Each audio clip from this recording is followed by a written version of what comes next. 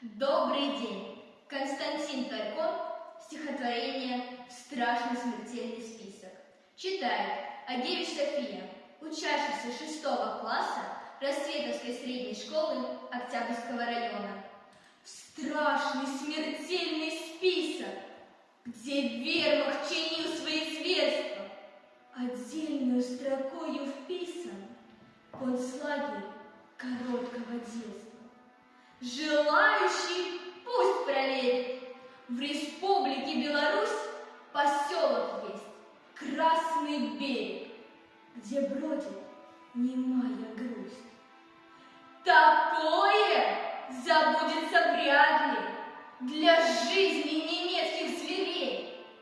Там кровь выжимали до капли из юных советских детей.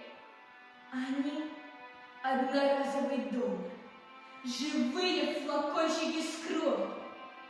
Для тех, кто не знает их говор и кто не считался с их болью, тела обескровив бледнее, и газ блеск невинных очей, которые запечатлели портреты своих палачей, а после жаркая печка глотала тела